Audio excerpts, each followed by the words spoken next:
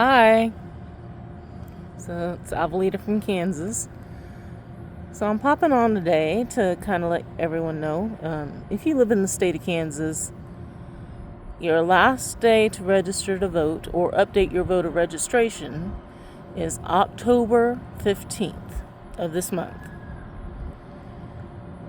Now, if you live in Sedgwick County around Wichita, if you want to view like a sample ballot or find out other things regarding your election status, go to Sedgwick County Elections website, and they will have a whole host of things.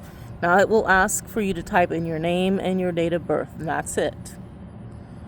But it will help bring up that information. So, I know many people this election cycle are debating whether or not to vote, should they vote. Some people are also debating, should they still vote their party line even though their ideologies may have deviated from their party. It's a hard thing to do, you know. For a lot of people, generationally, they've just always voted one party. But sometimes things have to change. And if you just want to do it this one time, do it this one time. You can always flip back after the election is over. Would probably wait till the end of the year to do it, but now, I understand for a lot of people who may see this and they just have already made that deep decision. They don't want to vote because they don't think their opinion counts for anything. They think the rich people are making all the rules anyway. Why the fuck should I bother? Excuse my language. But it's the truth. There's a lot of people out there. They go, oh, I don't want to get political. But by saying that, you are in a way being political.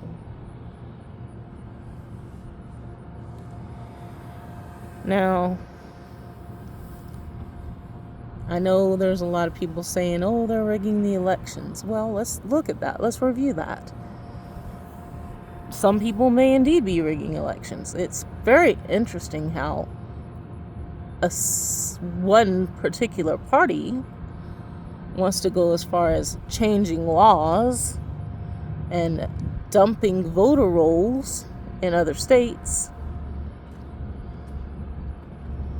And they go, oh, they're rigging the election. They've got false voters and things like that.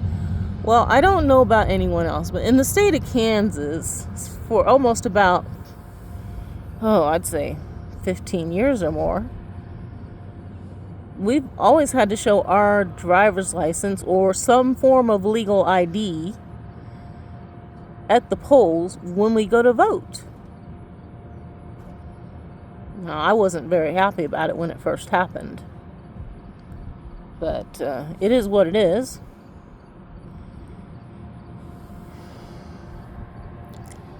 But also, too, I mean, we have to look forward, not look back. Don't look back. And if I'm going to throw in a religious reference, think about Lot's wife. When they fled the two cities that were burning. And Lot's wife looked back and turned into a pillar of salt. Let's use that as a reference. If we look back, we turn into those pillars of salt. We can't move forward because we'll be stuck.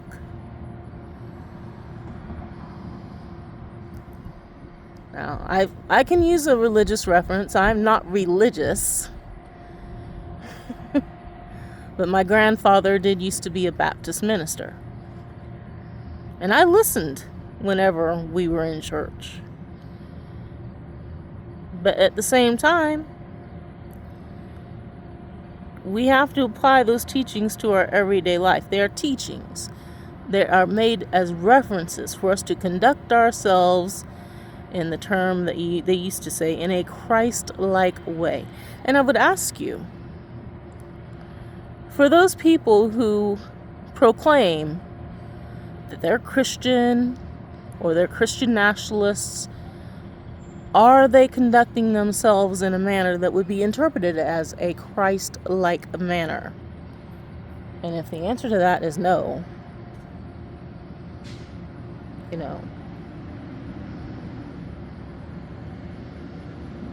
I don't know what anyone can say. Ooh. Someone had a car towed in front of my house, so just passing by they are.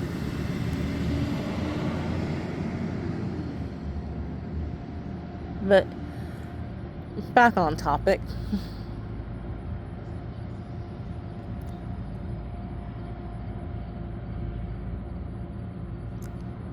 In this country, we have been blessed with the ability to live side by side with people who don't necessarily worship the same way we do. They come from different religions. We live side by side with people who share their culture with us, be it through food, be it through dress, be it through whatever. And that's what makes our country different from all others. There are countries that do closely mimic us. But for our country, it has been one of the few places in the world where people can come to escape from the horrors that they may have left their country for, or to grow in a place where they know they can grow because there was nothing for them to go into back home. My grandmother was a World War II bride. She met and married my grandfather in England. After the war, she came to become part of our family from England when my grandfather came back to the States. She didn't know what she was in for. And I'm going to tell you, for anyone to leave their country of origin is literally the bravest thing anyone can do. And I firmly believe that. It is the bravest act anyone can do, is to leave a place they've known their entire life to go somewhere where they know that their presence may not be appreciated, where they know they're going to be struggling, where they know their life will be completely different than what it was. Their whole support system gone to come to a new place to hopefully build a new one.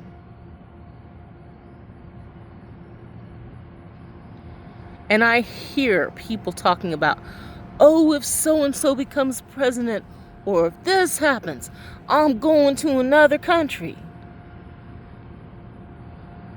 And it's like, look, if you do that, maybe then, and only then, will you understand the struggle that so many people who've come to this country to make it great have gone through. Together we are stronger. Together we move forward. Together we grow. Our nation is greater because of our differences, not despite them. Anyway, that's my rant today. Bye.